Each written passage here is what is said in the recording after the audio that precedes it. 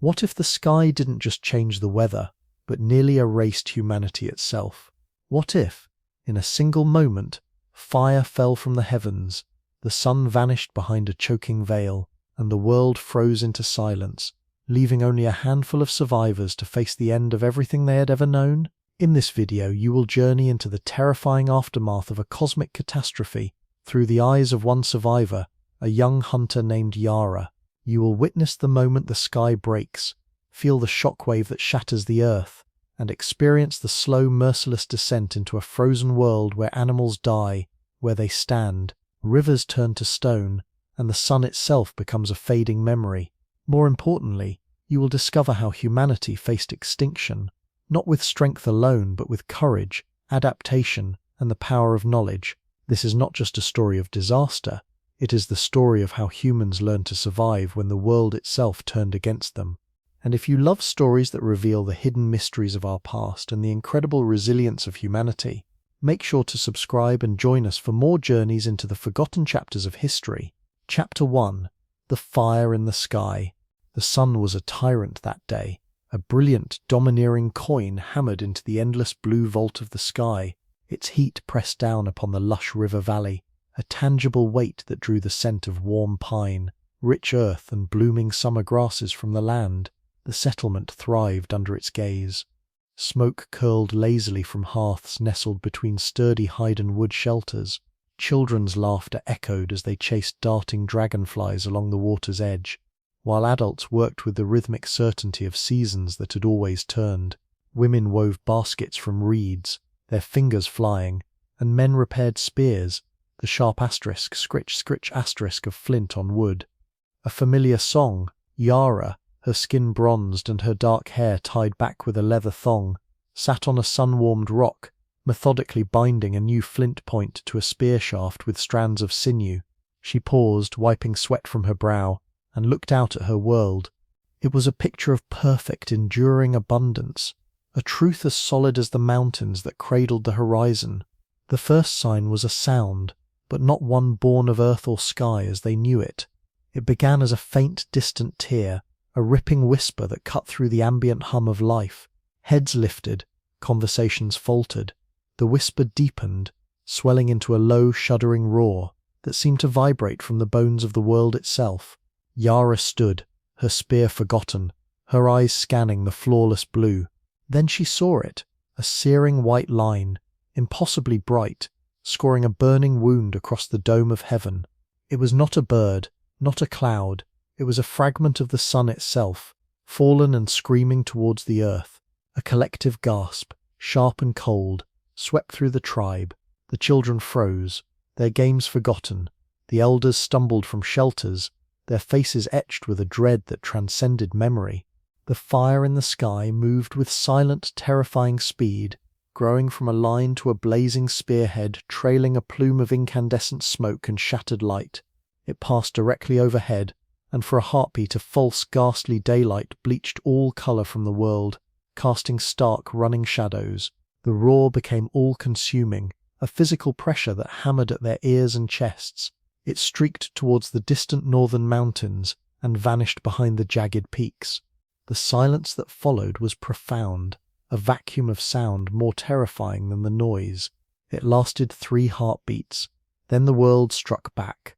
The ground jolted, not with a quake's rolling groan, but with a single massive asterisk thump. Asterisk, as if a giant had stomped the earth beyond the mountains. A hot, dry wind, smelling of ozone and scorched stone, blasted through the valley, whipping dust and sending hides flapping. A moment later, the true shockwave hit. It was a wall of sound and force, a deafening boom that knocked people off their feet and sent a visible ripple through the tall grass. Yara was thrown to the ground, the breath crushed from her lungs. She clutched the earth, feeling its tremor, a deep, sickening shudder that spoke of landscapes being remade in an instant. As the echoes of the cataclysm rumbled away, a new sound arose. The terrified cries of the tribe. People clambered up, clutching each other, their eyes wide with a primal fear. The shaman, KL, an old man with eyes like weathered flint, raised his hands to the sky, his lips moving in silent, frantic invocation. But the sky was no longer a trusted canopy. Where the fire streak had passed, a strange glowing scar of smoke and dust began to unfurl, spreading like a bruise across the blue. The sun, their tyrant and life-giver, began to dim behind a creeping grey veil. The afternoon bled away in a state of suspended horror.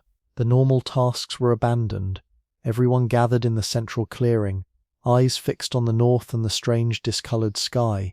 The unnatural wind died, leaving an eerie, heavy stillness.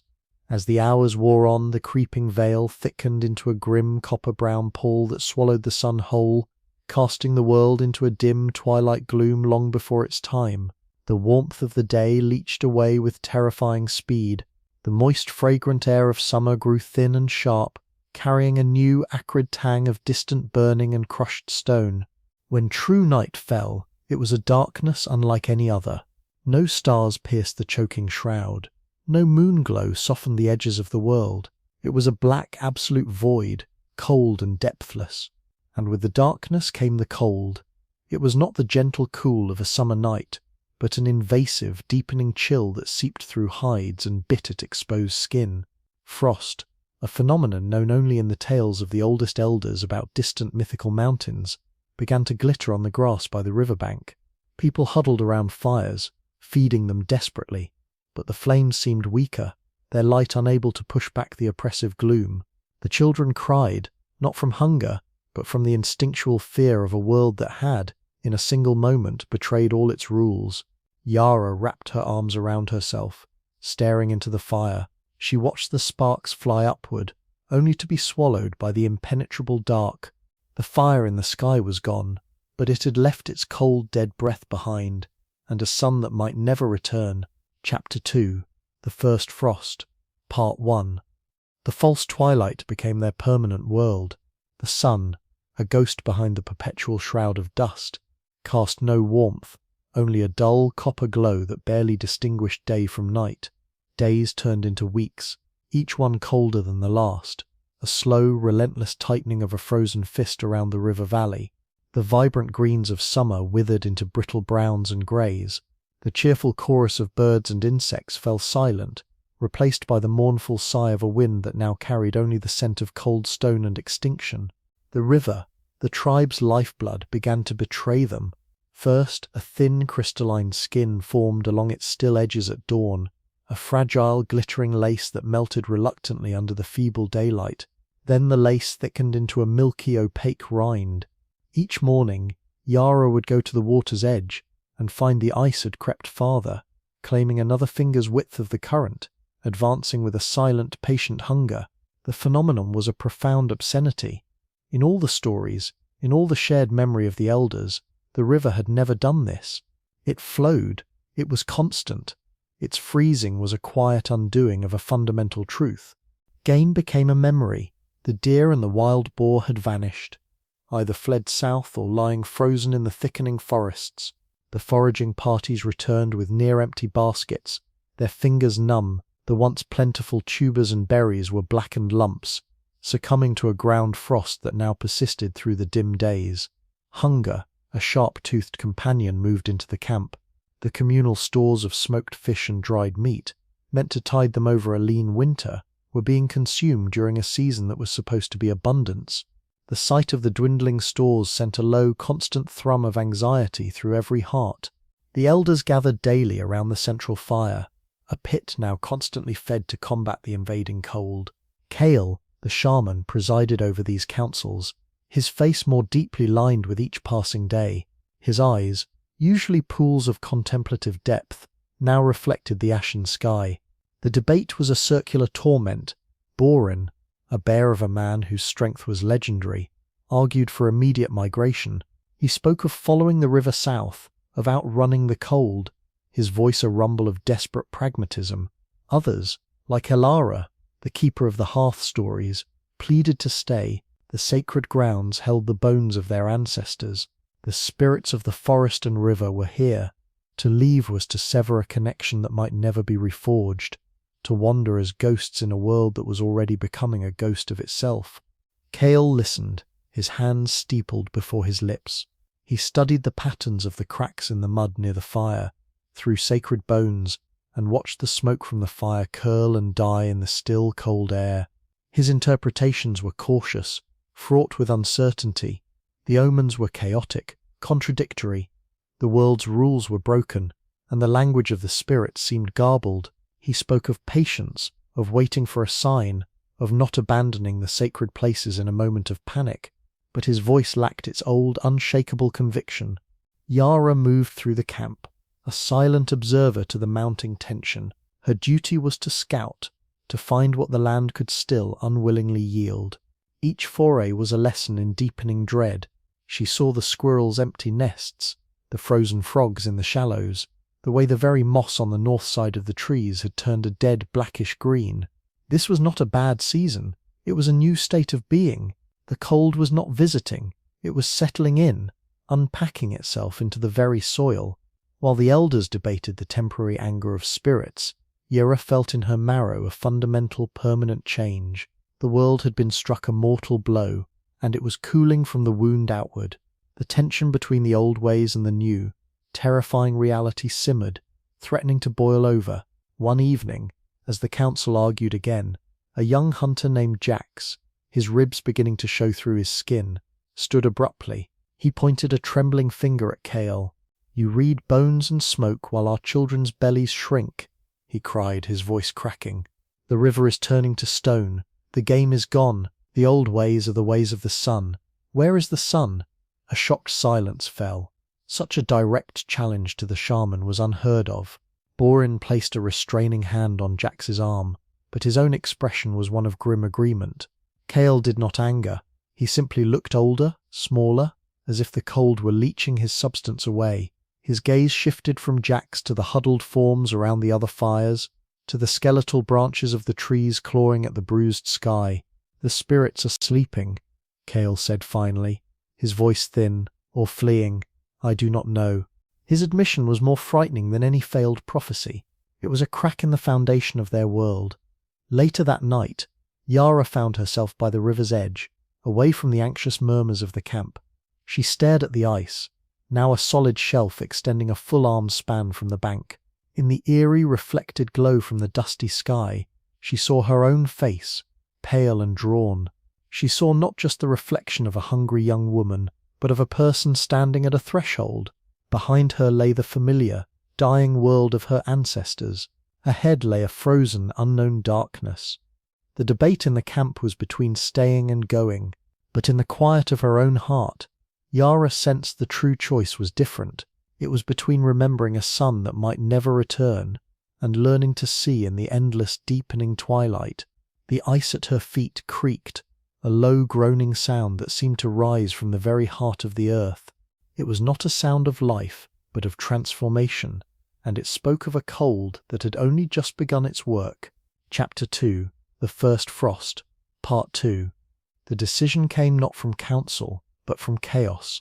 It arrived on a tide of thunder and terror, borne on 10,000 hooves. The ground tremor began as a faint, persistent shudder in the pre-dawn gloom, a vibration that grew from a hum to a rumble to a deafening rolling roar. Yara woke from a fitful sleep to a world shaking itself apart. People stumbled from shelters, confusion turning to raw panic as the sound crescendoed. Then they appeared, a dark, living flood pouring from the northern tree line, a mass of shaggy, desperate shapes that blotted out the frozen earth. A herd of bison, driven to madness by the advancing ice, was stampeding south, and the tribe's camp lay directly in its path. There was no time for thought, only instinct. The leading bulls hit the outer shelters first, reducing carefully framed hides and poles to splinters and tatters in an instant. The air filled with a cacophony of splintering wood, terrified human screams, and the guttural bellows of the beasts. A cloud of powdered frost and dirt churned into the air, stinging eyes and choking lungs. Yara saw a child standing frozen, and she lunged, grabbing the small form and rolling into a shallow depression as a wall of matted fur and sharp horn thundered past, the ground quaking beneath her. The herd was a force of nature, mindless and absolute, a river of muscle and momentum that carved a brutal scar through the heart of the settlement. Storage racks were trampled, precious smoked meat and dried berries ground into the mud, water skins burst. The central fire pit was obliterated under an avalanche of hooves, its embers scattered and extinguished. As suddenly as it had come, the living avalanche passed, the rear of the herd dwindling into the grey southern distance, leaving behind a landscape of utter ruin. The silence that followed was broken only by the moans of the injured and the crackle of collapsing debris. The tribe emerged from hiding places, their faces masks of shock and ash. Their world, already diminished, was now physically shattered. What little security their shelters and stores had provided was gone, scattered across the trampled earth. Cale moved through the devastation, his steps slow, his eyes wide. He did not look at the ruined possessions, but at the path of the stampede, a vast southward-pointing arrow etched into the frozen ground by a million hoofprints. He knelt, placing his palm on the churned, cold earth where the herd had passed. He looked south, then north towards the ever-encroaching ice, then up at the perpetually shrouded sky. When he rose, a strange calm had settled over his weathered features. The uncertainty was gone, burned away in the crucible of the stampede. He climbed onto the remnants of a shattered storage platform, his voice cutting through the despair. It was not the voice of a hesitant elder, but of a shaman who had finally received his sign. He spoke of the bison not as mere animals, but as the spirit of the plains itself, fleeing the breath of the ice giant. Their path was not random destruction, it was an omen, a road drawn by the world's own terror. To stay was to become like the frozen trees, brittle and dead. The sacred ground was no longer a haven, it was a tomb waiting to be sealed. The spirits of their ancestors, he declared, would travel with them, carried in memory and bone. The message was clear: migrate or perish. No one argued. The evidence was all around them, in the wreckage and the deepening cold. The debate was over. Action, desperate and immediate, was all that remained. What followed was a frantic, silent scramble. They salvaged what they could from the ruins: unbroken spears, hides not torn to shreds, a few precious pouches of food that had been buried or overlooked. Every usable scrap was gathered. They fashioned rough sleds from broken poles and hides to carry the very young and the injured. Their possessions, once marking a rich and settled life, were reduced to pitiful bundles. By what passed for midday, a dull, grey illumination barely lighter than dusk, they were ready. The tribe formed a ragged column, a procession of shadows against the snow-dusted earth. They took one last look at the camp, the scattered bones of their homes, the sacred circle now trampled, the river with its ever-thickening shelf of ice. Then they turned their backs. With Cale at the lead, holding a staff carved with ancestral marks, they began a desperate trek south, following the course of the river, the same path the panicked bison had taken. The river was their only guide in a featureless, dying world. They moved along its bank, their breath pluming in the still, bitter air. The crunch of frost underfoot was a constant grim accompaniment, a sound that seemed to grow louder each morning. For the first few days the ice was only at the river's edges, but soon they saw tendrils of frost reaching across the current from both banks, seeking each other, forming a fragile, translucent bridge. Each dawn, Yara would wake to find the world a little whiter, the frost a little harder, the crunch under her feet a little more like the breaking of tiny bones. They were not just walking south, they were racing the ice itself, a slow, silent opponent that advanced each night while they slept. They marched with the desperate hope that distance could outrun the cold, that somewhere beyond the grey horizon the sun still held sway and the river still ran free. But with every step, the crunching ice underfoot whispered a chilling question. What if there was no outrunning it? What if the entire world was falling under the same frozen spell? Asterisk. Asterisk. Chapter 3. Ghosts on the Plain. Asterisk. Asterisk. The river led them onto a vast open plain, a sea of frozen grass that stretched to a horizon blurred by perpetual haze. The wind here had a clear, keening voice, uninterrupted by trees, and it scoured the land with a bitterness that stole breath and numbed the soul. It was a silence of absence, a void where the buzz of insects and the calls of birds had been erased. Then they saw the ghosts. At first they appeared as dark mounds, strange hillocks scattered across the monochrome expanse. As the tribe drew closer, The shapes resolved into forms both familiar and horrifying. A great woolly mammoth lay on its side, its long tusks like curved ivory spears thrust into the earth, its shaggy coat stiff with rime. A few paces away, a small herd of wild horses, their legs snapped beneath them as if felled mid-gallop, were frozen in a tangled tragic sculpture. Further on, the massive shaggy bulk of a steppe bison, a giant cousin to the herd that had destroyed their camp, was half submerged in a drift, its glassy eyes staring at nothing. They were everywhere, dozens, then hundreds of silent forms, great and small, locked in the ice that gripped the soil. The scale of death was staggering, an abattoir on a continental scale, a graveyard without end. The tribe halted, a collective shudder passing through them. This was not the work of hunters or predators. No pack of wolves could bring down a mammoth in such numbers and leave the meat untouched. This death was wholesale, instantaneous, and utterly unnatural. The animals lay as they had fallen, some in postures of grazing, others in flight, all flash-frozen in a single catastrophic moment. Cale moved among the titanic carcasses, his face as pale as the frost. He touched the frozen hide of the mammoth, his fingers coming away numb. He murmured prayers, but they sounded small and lost against the vast silent testimony of the plain. Yet, within the horror lay a grim opportunity. The meat, sealed within the icy tombs, was preserved. It would not spoil. In their desperate hunger, the spectacle of death became a macabre larder. Borin and the other hunters moved forward with their stone-tipped spears, not to hunt, but to quarry. The sounds that broke the silence then were the sharp, ringing cracks of stone against ice, and the wet, frozen tearing as they peeled back layers of hide and frost to reach the flesh beneath. The work was brutal, hands turning raw and bloody in the cold, but they filled their hide sacks with dark, frozen slabs of mammoth and horse meat. It was food, a reprieve from starvation, but the act of scavenging in this silent necropolis felt like a violation, a theft from the dead. Yera worked alongside the others, her knife hacking at the ice around a horse's flank.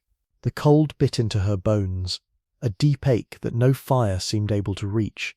As she pried a section of ice-free ribcage apart, her blade struck something that was not bone or frozen soil.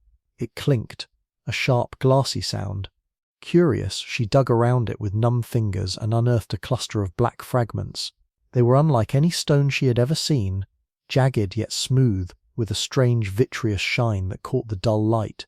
They looked like obsidian, but darker, more malevolent, and streaked with smoky swirls. She picked one up. A jolt, subtle but unmistakable, passed through her fingers. The fragment was not cold. In the heart of this frozen plain, amidst the ice-locked dead, the black glass held a residual, unnatural warmth. It was a faint pulse, like the last echo of a tremendous heat. She glanced around. The others were absorbed in their gruesome butchery, their backs turned. Cale was chanting over a mammoth skull some distance away, without fully understanding why. Driven by an instinct deeper than reason, Yara closed her fist around the warm fragment. Its heat was a secret, a tiny pocket of defiance against the all-consuming cold. She slipped it into the small pouch at her waist, feeling its alien presence against her hip, a hidden ember from a forgotten fire. The tribe gathered their hard-won, somber bounty. As they prepared to leave the plain of ghosts, the wind picked up, whistling through the hollow rib cages of the fallen giants. A mournful dirge. They walked south once more, their bellies fuller, but their spirits heavier. They carried not just food, but the image of that field of frozen death seared into their minds, a vision of an ending so complete it threatened to swallow all hope. Yara walked with her hand, occasionally brushing the pouch at her side. The warmth of the black stone was a tiny, persistent mystery, a question mark in a world that seemed to offer only cold, final answers. It was a whisper from the catastrophe itself, a fragment of the fire that had fallen from the sky, now resting silently against her skin as they fled the endless winter it had birthed. The plain of ghosts was behind them, but its silent, frozen judgment travelled with them, a chilling reminder that they were living on borrowed time in a world that had already died once. Asterisk. Asterisk. Chapter 4. The Empty Lands. Asterisk. Asterisk. The river, their frail guide, dwindled to a frozen thread, and then vanished entirely beneath a blanket of wind-scoured snow. The tribe had walked for weeks, a slow, grinding procession through a monochrome hell. Each day blurred into the next, marked only by the deepening cold, the shortening light, and the gradual erosion of hope. The frozen meat from the plain of ghosts was gone, consumed to fuel their shivering march. Hunger was a constant, hollow companion, and the faces around Yara grew gaunt, eyes receding into sockets shadowed by exhaustion and despair. They moved like ghosts themselves, through a landscape that seemed increasingly empty of life, memory, or mercy. Then, one afternoon, the land offered a reprieve. The relentless flatness broke into a series of rolling, snow-dusted hills, and between two protective ridges they found a valley. It was not lush, nothing was lush anymore, but it was sheltered. The vicious wind that had flayed them for days dropped to a whisper. A stand of stunted iron-hard pines clung to the southern slope, offering the promise of fuel. Best of all, a dark streak in the snow revealed a seam of exposed rock from which a thin trickle of water emerged, steaming faintly in the cold before freezing into a delicate ice cascade. It was a geothermal spring, a tiny well of earthly warmth. A collective, weary sigh passed through the tribe. Here was a place to rest, to gather strength, to perhaps wait out the worst of the cold. But as they descended the slope, their tentative relief curdled into apprehension. The signs were subtle at first, a scatter of footprints too small and numerous to be game, partially filled with fresh snow. Then, the smell, not just wood smoke, but the sour, unmistakable scent of many people living in close, desperate quarters. As they rounded a final bend, they saw the occupants. The valley's best spot, a shallow cave mouth beneath an overhang near the spring, was already taken. A group of people, perhaps 24, huddled there. They were thinner, if possible, than Cale's tribe, their hides ragged and patched, their eyes huge in skeletal faces. They had seen the newcomers. They were on their feet, a tense, silent line between their meager shelters and the approaching tribe. No weapons were raised. Not immediately. There were only spears of sharpened bone, held not in threat, but in a posture of exhausted defense. The standoff was soundless, broken only by the sigh of the wind over the ridge, and the faint, steady plink asterisk of water freezing. Cale raised his empty hands, palms forward, and took one slow step forward, then another. His movement was not aggressive, but profoundly weary. The leader of the valley people, a woman with hair the color of ash, and eyes that held a flat, hunted light, mirrored his gesture. They stopped, an arm's length apart, in the no-man's land between desperation and desperation. Language was a barrier. Their words, when tentatively offered, were different, similar in rhythm but alien in meaning. Yet communication happened on a level deeper than speech. The shared, hollow-cheeked hunger, the frostbite blackening fingertips, the way both groups instinctively glanced north as if expecting the ice itself to come crawling over the ridge. This was a universal tongue. Their plight was identical, etched into their very bodies. Cale pointed to his people, then to a bare but defensible area on the opposite side of the spring. He gestured to the pine stand, then to both groups, suggesting shared use. He opened one of their last hide sacks, revealing a pitiful handful of leathery lichen and a few strips of frozen gristly meat. It was an offering, a sacrifice of their own vanishing security.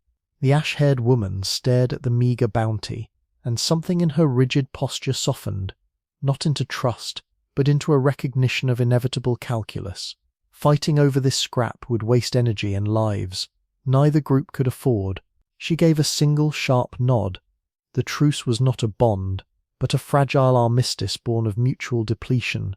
That night, 2 separate fires burned in the small valley, their smoke mingling in the still, cold air. A few cautious exchanges occurred. A skin of bitter pine needle tea passed across the spring.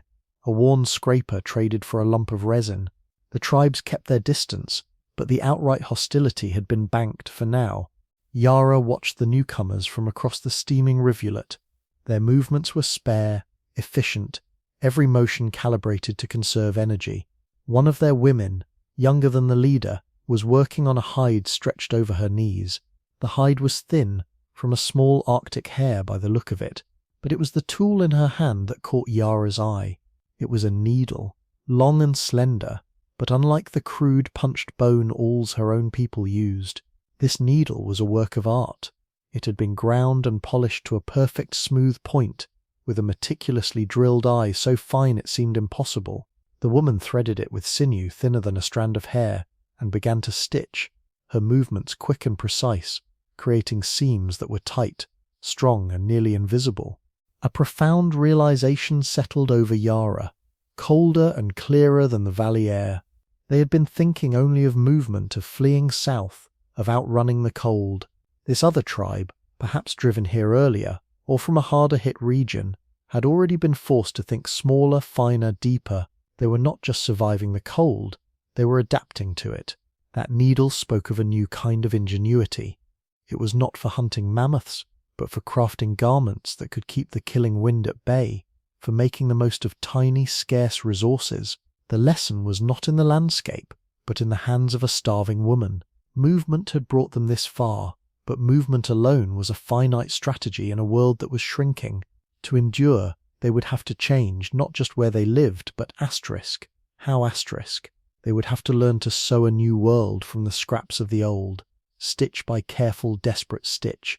The empty lands were not just a place on the map, they were the void left by a dying way of life, and filling that void would require new tools, new thoughts, a new kind of warmth kindled not from fleeing but from clever, stubborn creation. She looked from the exquisite needle to the black, glassy stone hidden in her pouch, feeling both objects as fragments of different answers, one born of earthly adaptation, the other fallen from a shattered sky. The path forward, she sensed, would require understanding both. Asterisk, asterisk. Chapter 5. The Wall of Ice. Asterisk, asterisk. The fragile truce in the sheltered valley lasted only as long as the meagre lichen and the last strips of frozen meat. The geothermal spring was a blessing, but it could not feed two starving tribes. The unspoken agreement that they would part ways once strength allowed became an urgent necessity. With silent nods and wary glances, Kale's tribe gathered their pitiful belongings and moved on, leaving the ash-haired woman and her people to their needle-fine survival. The path led ever southward, following the whispers of older hunters' tales that spoke of a land where the sun still held sway, where rivers ran unfettered and forests grew thick. Hope, though thin and frayed, propelled their shivering steps. They climbed out of the valley, and for days traversed a broken landscape of frozen hills, their eyes constantly scanning the southern horizon for a hint of green, a promise of respite. The first sign that the tales were lies came not from the sky but from the earth. The pine trees, those hardy sentinels, began to change. Their trunks showed deep spiraling gashes, as if scored by giant claws. Then they saw the trees themselves were not just dead, but captured. At the crest of a high ridge the tribe stopped, a collective breath freezing in their throats. Before them the land did not open into a sun-drenched refuge. It ended. A wall stood across the world. It was not made of stone but of ice, a cliff of solid, chaotic blue, towering higher than any mountain they had ever seen, stretching east and west to the limits of vision. It was not the clean white frost they knew. This was a monstrosity of time and pressure, a churning, frozen ocean suspended in mid-collapse. Its face was a nightmare geography of crevasses like black mouths, of seracs like broken teeth, of whole forests swallowed mid-growth, the splintered tips of giant pines protruding from the ice, like the bones of a drowned world. The air before it had a different quality, a cold so profound it felt solid, leaching the warmth from their bodies even at a distance. This was not a glacier in retreat, it was an advance, a slow grinding invasion that had swallowed valleys and ranges whole. The south they had sought was a myth. The ice was everywhere. For a long time they simply stared, hope crumbling into a void of despair. Then movement caught Yara's eye, a distant section of the ice cliff, perhaps a day's walk to the west, where the wall met a vast frozen lake. As she watched, a sound reached them, a deep groaning asterisk crack, asterisk that rolled across the landscape like thunder. A slab of ice the size of a hill shuddered, separated from the main wall with a sound of shattering worlds, and began to fall. It seemed to move with impossible slowness, tipping forward, gaining momentum, its shadow sweeping across the lake's icy skin. The silence that followed its disappearance was brief, shattered by a cataclysmic booming splash that sent visible shockwaves through the lake's surface ice. What happened next unfolded with terrifying speed. A mountain of displaced water, dark and furious, exploded upward where the ice had fallen. It surged outward in a circular, devouring wave, shattering the lake's frozen crust like thin glass. The wave hit the far shore, and the world changed. A wall of water, mud, and shattered ice, 30 feet high, roared into the lowland beyond. It uprooted the captured forest at the glacier's base, tossing whole trees like twigs. It scoured the earth down to bedrock, carving a new raw channel in minutes. The sound was a roaring, grinding apocalypse that shook the ground beneath their feet.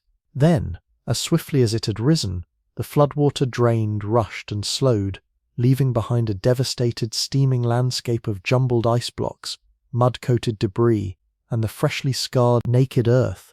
The entire event, from the carving of the ice to the stillness of the new wasteland, took less time than it took to skin a hair. The tribe stood in paralyzed silence. The lesson was brutal, unequivocal. The ice was not a passive barrier.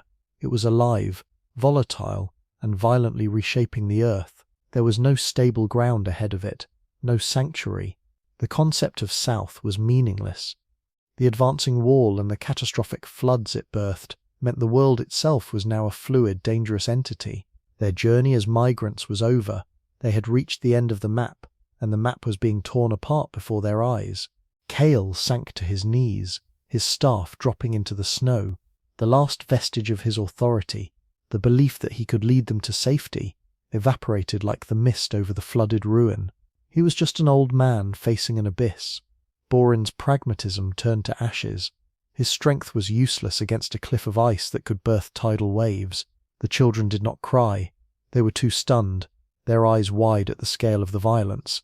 Yara felt the cold of the black stone in her pouch, a counterpoint to the colder truth settling in her soul. Running was a circle that always led back to the ice.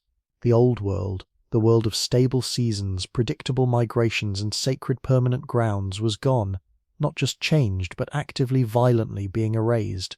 The question was no longer asterisk where asterisk to live. It was asterisk how asterisk to live inside a catastrophe that was not a single event, but an ongoing condition. They would have to learn the rhythms of the ice itself, predict its carving groans, read the new landscapes it vomited forth. They would have to find pockets of stability, not in geography, but in adaptability, in learning to harvest the fleeting opportunities between one cataclysm and the next. The wall of ice was not just a barrier, it was a teacher, and its first brutal lesson was that survival now meant building a life on the back of a monster, forever listening for the next world-shattering crack. Asterisk. Asterisk. Chapter 6. The Carving in the Stone. Asterisk. Asterisk. For 3 days after witnessing the wall of ice, the tribe moved in a dazed, mechanical shuffle, not with purpose, but because standing still felt like an invitation to be swallowed. They skirted the glacial front at a wary distance, their world reduced to the crunch of snow, the moan of the wind, and the occasional distant thunder of another icefall. Hope had not just dimmed, it had been extinguished, replaced by a grim, numb endurance. The future was a blank white wall. Then, on the 4th morning, a miracle occurred. The perpetual shroud of dust and cloud that had choked the sky for months, thinned, tore, and for a few precious hours dissolved. A true brilliant blue emerged, so vivid it hurt the eyes. The sun, the actual sun, not a dim copper ghost, poured its light onto the frozen world, glinting off the ice cliffs with a blinding, painful beauty. The warmth was negligible, a psychological comfort more than a physical one, but it was enough. Spirits, long frozen, thawed a fraction. People lifted their faces, eyes closed, to feel the forgotten kiss of light. During this rare clarity, Yara scouted ahead, driven by a restlessness that the sunlight had ignited. The glacial wall had sheared off a ridge of ancient bedrock, exposing a dark, triangular opening partway up a scree slope. A cave. Shelter was a constant need, and caves offered protection from wind and predators. She climbed the loose stones, her breath pluming in the still, cold air, and slipped inside. The interior was a pocket of profound silence, insulated from the world's groans. Light from the entrance spilled across a floor of fine, dry dust, and on the walls, the past waited. They were pictographs, painted in faded ochre and charcoal, ancient beyond measure. The style was crude but powerful, her eyes adjusted, tracing the stories. One panel showed a sky raining down dozens of tiny streaking stars. Another depicted stick-figure people fleeing giant curling lines that could only be waves, their tiny forms dwarfed by the watery terror. A third showed great beasts, mammoths, giant deer, lying on their sides, tongues lolling. The images were a mirror, a reflection of her own tribe's torment, but rendered by hands that had dried to dust millennia ago. A shiver that had nothing to do with the cold traced her spine. This was not the first time. The cataclysm had echoes. She moved deeper, the light fading. Her fingers brushed the wall, feeling the contours of the stone. Then her touch found something different. Not the rough, granular texture of the ancient paintings, but a series of sharp, recent grooves. She bent closer, her eyes straining. Someone had been here, and not long ago. Using a sharp flint or a birdrin, they had carved a new image amidst the old warnings. It was a spiral, not a simple curl, but an intricate, interlocking pattern that began tight and small at a central point and expanded outward in 3 looping, continuous arms. The lines were deep and precise, cut with a patient, urgent hand. The spiral seemed to pulse on the stone, a frozen vortex. As she stared, a memory flared, the strange, glassy black rock in her pouch, the one that held a remnant warmth. Without thinking, she drew it out. In the dim cave light, she traced the swirling, smoky patterns within the glassy fragment with her eyes, then looked back at the carved spiral on the wall. The correspondence was not exact, but the essence was the same, a pattern of turning, of convergence, of a journey inward and outward. The carving felt like an answer to a question she hadn't known how to ask, a key shaped for the lock of her mysterious stone. That night, back with the tribe huddled under the open, once again clouding sky, Yara slept with the warm stone clutched in her hand. The spiral filled her mind, and she dreamed. She stood on a plain, but not of ice and death. This land was green and vibrant, under a warm twin-sunned sky. Before her rose a city, but like no settlement of hide and wood, towers of a shining pearlescent substance spiraled gracefully toward the heavens, their curves echoing the carving in the cave. Canals of clear water, not frozen, threaded through gardens of impossible fragrant blooms. People moved there, tall and clad in flowing garments, their faces serene. Then the sky darkened. One of the suns winked out, replaced by a streak of fire. The vision accelerated. The fire streak became many. The towers shook. The canals overflowed, then froze mid-wave. A cold white mist rolled in from the horizon, swift as a predator, swallowing the gardens, climbing the shining towers, encasing the fleeing people in crystal tombs of ice. The last thing she saw before waking was the central tallest spire, its spiral form being slowly consumed by the relentless blue-white advance. Yara jerked awake, her heart hammering against her ribs. The dream's clarity was absolute, its emotional residue a crushing weight of loss and a terrifying specific cold. She looked around at her sleeping tribe, at the dark outlines of the glacial wall against the starless night. The ancient pictographs showed the event. The carving was newer, the dream was a message. It was not a map of places, but of understanding. The spiral was a symbol of the catastrophe itself, the impacting object, the swirling dust in the atmosphere, the cyclical descent of the cold. It was also a symbol of the source, the point of convergence where the fire from the sky had struck the earth. The warm rock in her pouch was a piece of that point, the people in her dream, with their spiral city. They had known, they had seen their end coming, and someone, in a final act, had carved the truth into stone, a warning cast across time, a conviction, hard and sharp as flint, settled within her. The carving was not meant to tell them where to flee, Flight was futile. It was meant to tell them where to look, to understand the wound, to touch its scar, to learn its nature. The answer to their survival did not lie in a mythical south. It lay in the direction they had all been fleeing from, the north, towards the impact, towards the source of the cold and the strange warming stones. It was a path of seeming madness. But as the first icy flakes of a new snow began to fall, dusting the faces of her sleeping people, Yara knew madness was the only logic left in a world turned upside down. The carving was a compass pointing into the heart of the storm, and she was the only one who could read it. Chapter 7. Kale's Sacrifice. The cave became a frozen womb, a tomb waiting to be sealed. The brief clarity that had revealed the spiral carving vanished as if it had never been. Swallowed by a blizzard of such ferocity, it seemed the sky itself had turned to grinding ice. Wind screamed at the cave mouth, a constant malevolent shriek that drove snow in horizontal, blinding sheets. The world beyond the entrance ceased to exist, reduced to a white, roaring void. Inside, the combined tribes huddled around meager fires that cast frantic, dancing shadows on the pictograph-covered walls, their light and heat pathetic against the deepening cold that seeped from the stone itself. Their precarious truce, forged from mutual desperation, began to fray under the pressure of the storm. Fear, colder than the air, gnawed at their bonds. First it was a missing bundle of dried lichen. Accusations hissed in the gloom. Then a precious hide water bag was found empty. Its contents mysteriously vanished. The shared resources, never ample, dwindled with a speed that felt malicious, as if the cave itself were consuming them. Sickness followed scarcity. A wet, rattling cough spread from the youngest to the oldest, a sound that echoed terribly in the confined space. Fevers bloomed, burning through frail bodies already weakened by hunger and cold. The air grew thick with the smell of unwashed sickness, wood smoke and despair.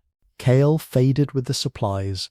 The vigorous shaman who had led them from the river valley seemed to shrink, his broad shoulders curving inward, his once piercing eyes growing cloudy and distant.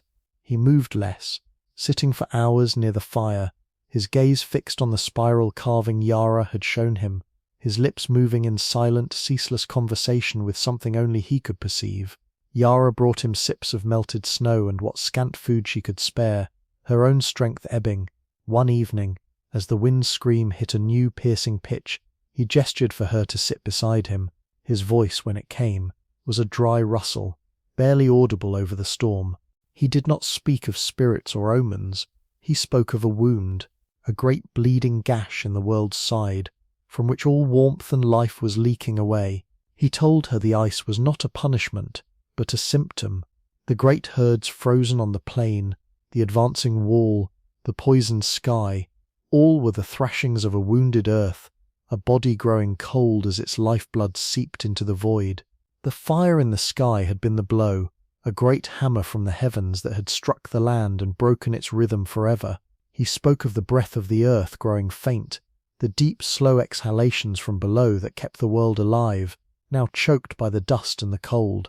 His words were not a shaman's poetry, but a dying man's diagnosis, stark and terrifying in its simplicity. The next morning, Kale gathered the last of his strength and his authority. He called for the last of the sacred herbs, a precious pouch of dried leaves and bitter roots carried from their ancestral home, meant for rituals of healing and vision. There was little left, a few brittle fragments that held the ghost of summer sun. With solemn, trembling hands, he prepared them in a small stone bowl, adding melted snow. He did not invite the whole tribe, only Yara and a few of the eldest from both groups, including the ash-haired woman from the valley. The act was a surrender, a spending of the final coin of the old world. He drank the bitter infusion, his face contorting, then smoothing into an eerie calm. He seated himself before the central fire, facing the spiral carving, and closed his eyes. His breathing slowed, deepened, becoming rhythmic with the groan of the wind outside. The cave held its breath, minutes stretched. Then Kale's head tilted back. A tremor passed through his frame, and his voice emerged, but it was not his own. It was clearer, stronger, devoid of the rasp of sickness, yet hollow, as if echoing from a vast cold distance. He spoke of the great hammer from the sky, not as one streak, but as a fistful of blazing stones scattered across the sleeping land. He described the breath of the earth, the warm vents, the deep fires growing faint, smothered under a blanket of ash and ice. He spoke in images that seared themselves into the listeners' minds, forests petrified where they stood, rivers of stone, and a silence so profound it was a weight upon the soul. His trance voice wove their journey into a single terrible tapestry. The stampede, the plain of ghosts, the wall of ice, the carving, all threads leading back to that first blinding strike. It was a confirmation of Yara's secret understanding, spoken aloud with the authority of a final prophecy. Then the voice softened, turning from vision to legacy. It spoke of a burden, not of leadership, but of memory, of carrying the story of the wound, not to spread despair, but to understand the nature of the new world they must build. The voice grew fainter, the words dissolving into sighs that mimicked the wind. The spiral turns, it does not end. See the source, carry the fire. The last word faded. Cale's body relaxed, a slow, gentle deflation. The terrible tension left his face, replaced by a profound, unshakable peace. His chest did not rise again. He sat there, cross-legged before the fire and the spiral, as if in meditation, but the life that had animated him for so long, through so much, had departed. He had not fallen to sickness or violence. He had laid down his spirit, willingly, using the last of the old magic to light a path in the dark. A silent understanding passed through the watchers. The ash-haired woman bowed her head. The elders murmured prayers in their separate tongues. Yara felt no tears, only a vast cold clarity settling in the space where her grief would later bloom. She looked from Cale's peaceful face to the terrified, sick and hungry people huddled in the cave. The spiritual burden, the duty of the story, had passed to her. He had not named her leader, but he had named her witness, and in a world where the old maps were useless, the witness who understood the wound was the only one who could chart a course. The wind screamed on, but inside the cave a different kind of silence reigned, heavy, sacred, and charged with a terrible new responsibility. Cale's sacrifice was complete. He had traded his life for a fragment of truth, and placed it, still warm, in Yara's hands. The fire in the sky had taken their sun. Now the last shaman had gone into the dark to fetch a different kind of spark. It was up to her to kindle it. Asterisk, asterisk. Chapter 9, The Source, Part 1, asterisk, asterisk. The cave felt different after Cale's passing. The air, once thick with his presence and the weight of his final ritual, now seemed thin, expectant, waiting to be filled by a new kind of intention. The blizzard's fury spent itself over 2 more days, leaving behind a world scoured clean and silent under a flat grey sky. The sickness lingered, but the crisis had passed, leaving the survivors hollow-eyed and brittle. It was in this fragile quiet that Yara moved. She gathered them near the fire, the spiral carving a silent witness on the wall behind her. She spoke not with Cale's prophetic cadence, but with a quiet, unwavering certainty that felt forged in the same cold that surrounded them. She held up the black glass stone, its smoky swirls catching the firelight. She spoke of her dream, the spiraling city, the falling fire, the consuming ice. She pointed to the carving, then to the stone, tracing the echo of pattern between them. She did not speak of salvation or a promised land. She spoke of a source. The great hammer from the sky had struck somewhere to the north, and in that wound, she argued, might lie not an answer, but an understanding. To learn the nature of the cold, they must dare to approach its birthplace. To stop being prey to the winter, they must study the teeth of the beast. Her proposal was met with stares of disbelief and fear. To go north was the essence of madness, a reversal of every instinct that had driven them for months. Borin argued fiercely for pressing south, despite the wall of ice, to find a way around. Others simply looked away, too exhausted for any journey. But a few listened. Tarn, the skilled toolmaker from the other tribe, watched Yara with sharp, assessing eyes. He had seen the fine needle his people used, had understood the value of adaptation. He asked to examine the black glass fragment. He turned it over in his long, clever fingers, feeling its residual warmth, testing its edge against a piece of leather.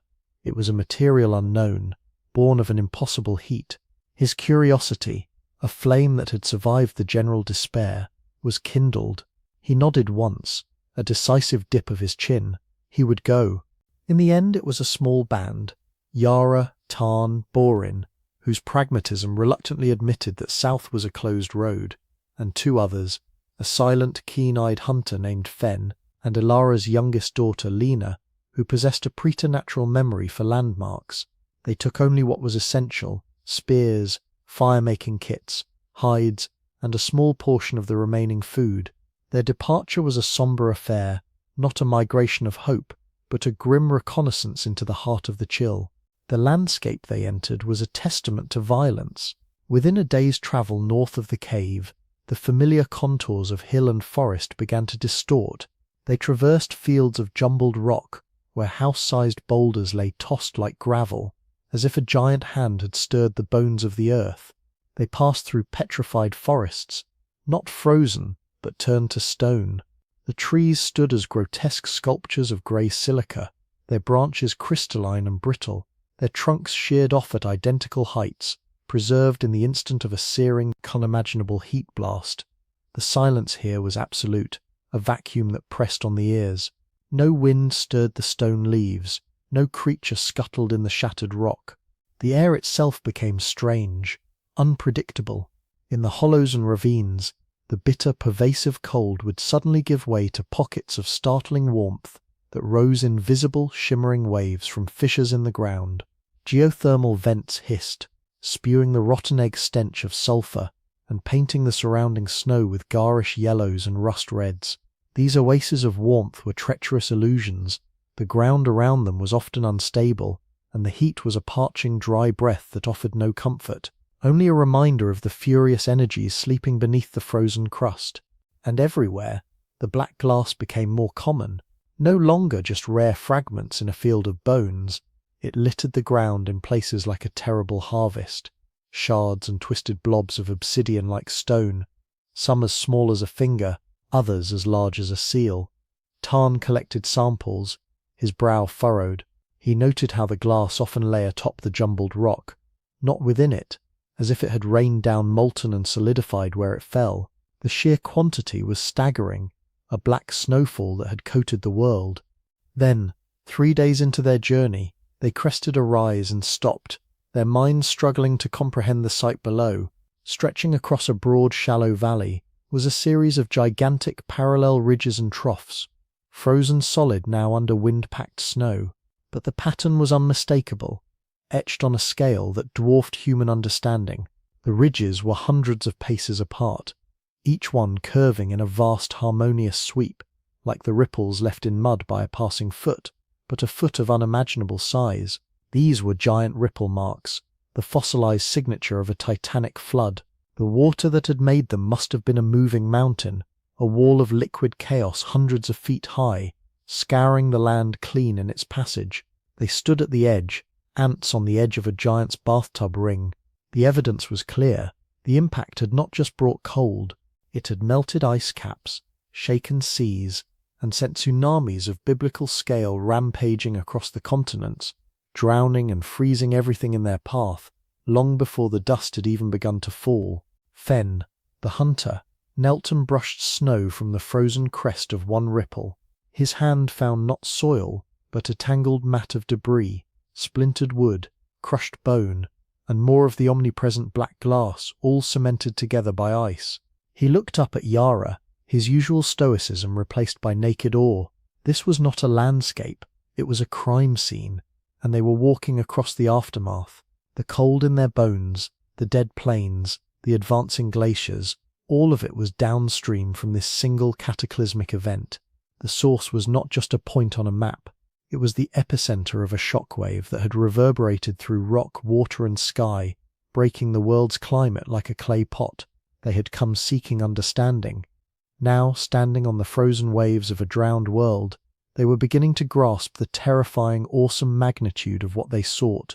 The journey ahead was no longer just a path north, it was a descent into the crater of recent creation, a pilgrimage to the altar where the old world had been sacrificed. Asterisk, asterisk. Chapter 8, The Source, Part 2, asterisk, asterisk. The land rose in a final, brutal ascent, a steep slope of shattered rock and ice that scraped the sky. The air grew thin, each breath a burning labour in lungs already strained by cold and awe. The small band climbed in single file, their world reduced to the next handhold, the next precarious step, the relentless keening wind that sought to pluck them from the mountainside. The giant ripple marks lay behind them, a frozen testament to drowned continents. Now they climbed towards the hammer's fall. Yera crested the ridge first. The wind died abruptly, as if snuffed by the sight below. She sank to her knees, not from exhaustion, but from the sheer staggering scale of the revelation. Before them yawned a vast circular depression, miles across, a bowl carved into the bones of the world. It was a crater, but unlike any natural valley, its inner walls were sheer, raw, and unnaturally smooth in places, as if the rock had been melted and pulled like taffy before hardening. The floor of the crater was a lake, or had been. Now it was a plain of solid, milky white ice, so thick and ancient it glowed with a faint internal blue light. The ice was not flat. It was chaotically buckled, thrust upward into pressure ridges and pinnacles that cast long, distorted shadows in the low Arctic light, a frozen storm surge captured in mid-churn. Yet at the very centre of this frozen disk, life or its defiant echo persisted. A circle of open water, perhaps 100 paces across, churned and steamed. Geothermal springs, forced upward through the fractured crust below, vomited their heat into the crater's heart, fighting a perpetual, losing battle with the encircling cold. Plumes of vapour rose in thick white columns, twisting in the still air above the lake, before being shredded by the higher winds. The contrast was profound, a pit of absolute ice cradling a furious, steaming cauldron. This was the wound Cale had spoken of, still weeping its warm blood into a world gone cold. Tarn scrambled up beside her, his eyes wide behind the fur framing his face. He pointed, his arm trembling not from cold but from excitement. On the far crater wall, a recent landslide had sheared away a massive section of rock, exposing a cross-section of the Earth's flesh, and there, running through the strata like a black poisoned vein, was a seam of the glass. But this was not scattered shards. This was the mother lode, a thick vertical band of the obsidian-like stone, glossy and deep, wider than a man was tall, plunging down into the darkness of the crater wall, and rising up toward the rim.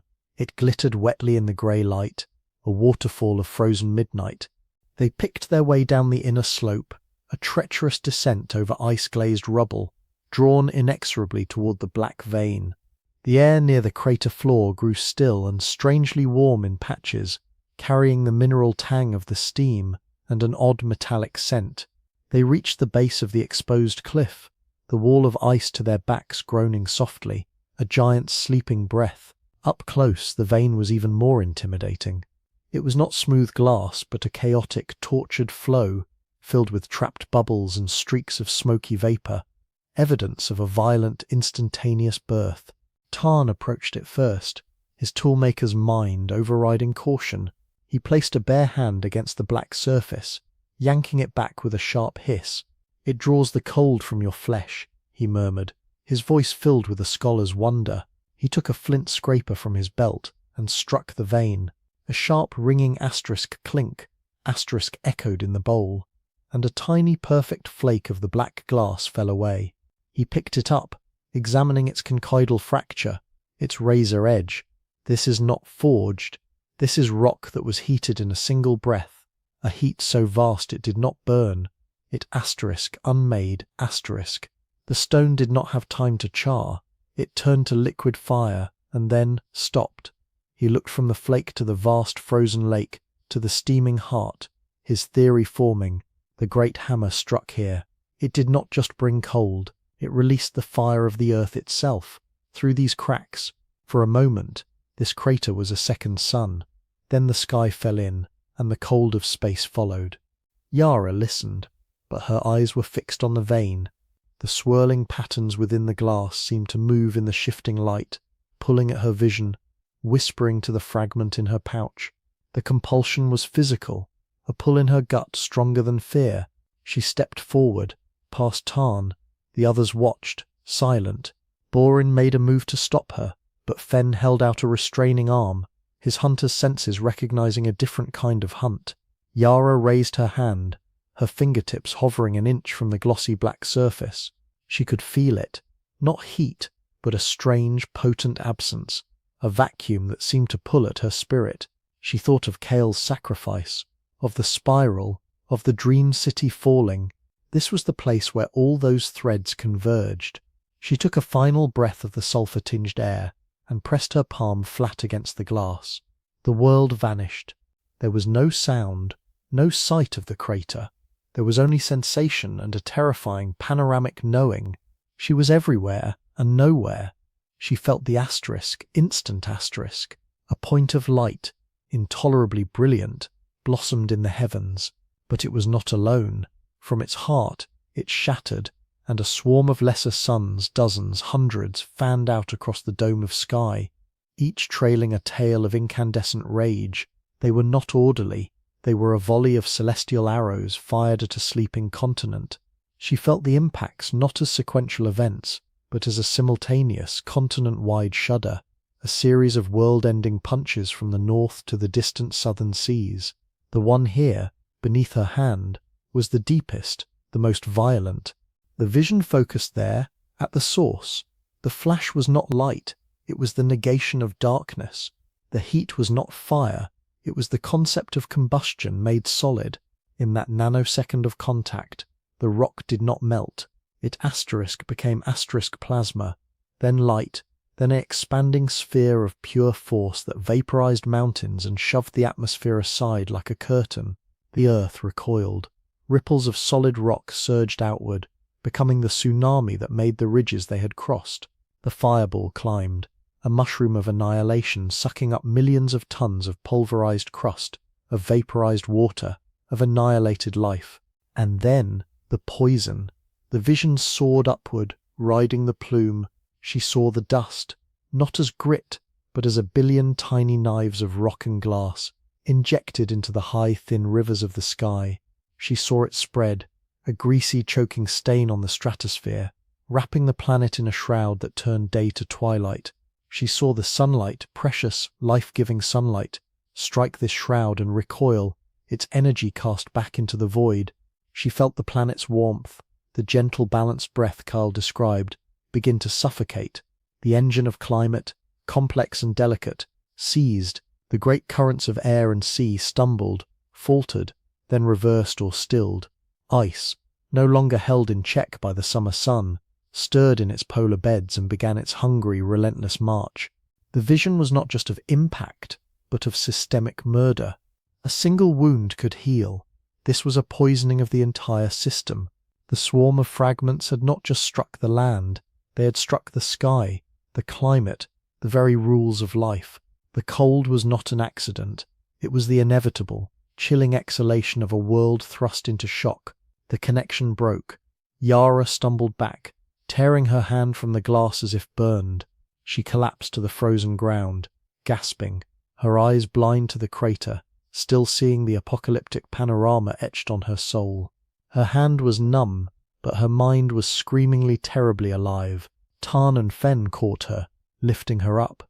Her teeth were chattering, but not from the cold. It was the aftershock of absolute cosmic violence. She looked at her companions, their faces blurred through welling tears.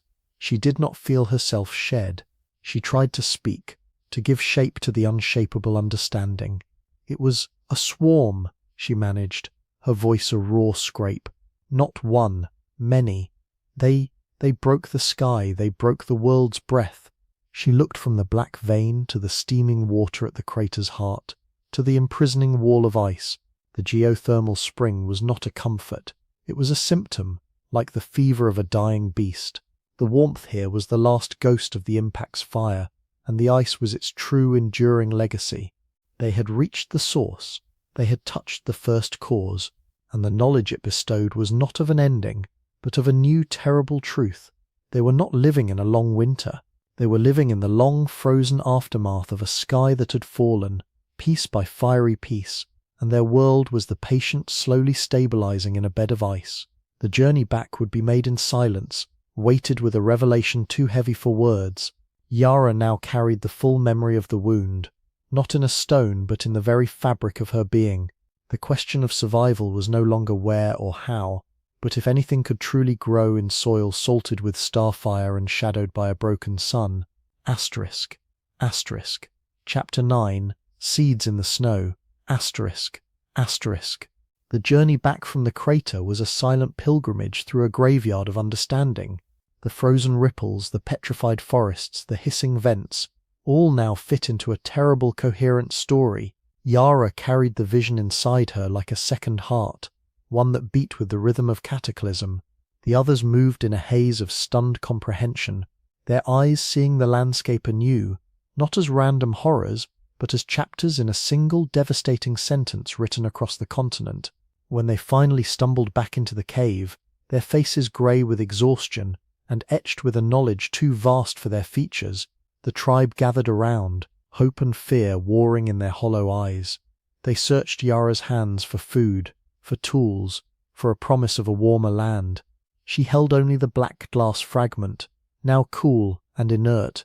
She did not bring a solution. She brought a new sky. Gathering them near the fire, with the ancient pictographs and the spiral carving watching from the walls, she spoke. Her voice was low, stripped of drama, for the truth needed no embellishment. She described the crater, the steaming heart, the vein of glass. Then she told them of the vision, not as a shaman's trance, but as a witness's report.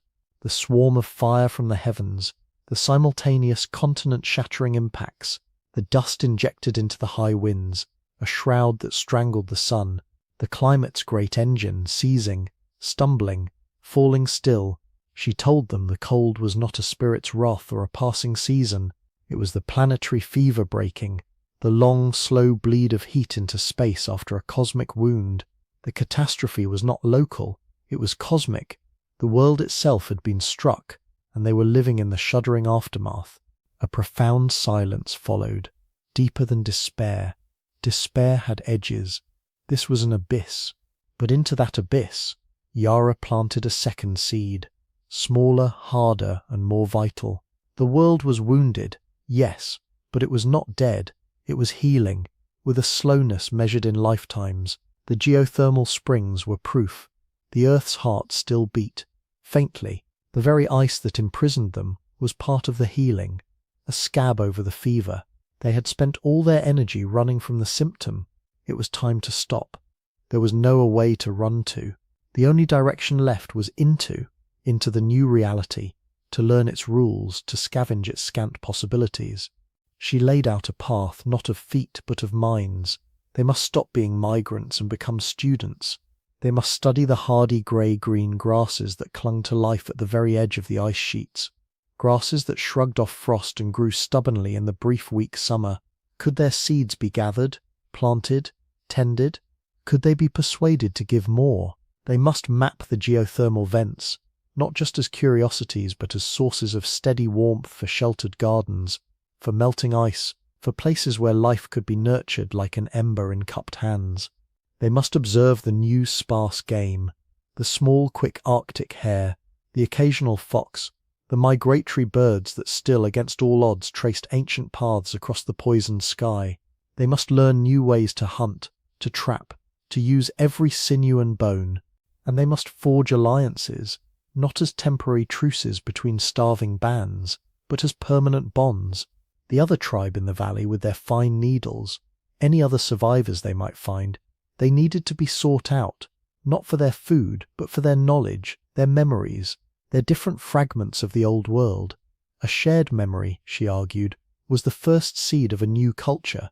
The story of the fire sky and the long winter must be told, carved, sung, so that the children born into the cold would understand its origin, not to live in fear of the past, but to build upon its stark lessons. Resilience would not come from forgetting the summer, but from remembering exactly how it was lost. Her words did not spark immediate joy.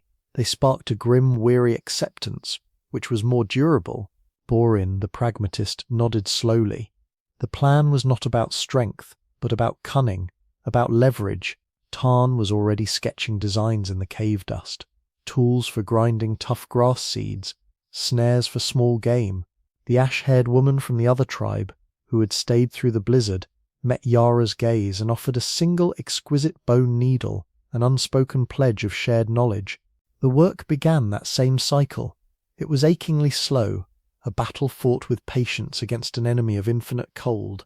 They did not abandon the cave, they fortified it, using stones to channel the heat from a small fire deeper into the living space. Tarn and others made grinding stones. Foraging parties now looked not for berries, but for seed heads on the glacial fringes. A risky journey was made back to the valley tribe, not to take, but to invite. The story of the crater was shared, and in its terrible light, old suspicions melted like hoarfrost in a vent steam. More hands joined, more memories were pooled. Generations turned. The cave complex grew, connected by tunnels to a geothermal spring they had channeled and contained. Grasses were domesticated, yielding stubborn, nutritious grains. Lichens were cultivated on warmed stones. The art of sewing with fine needles became universal, producing layered garments that held body heat like a secret.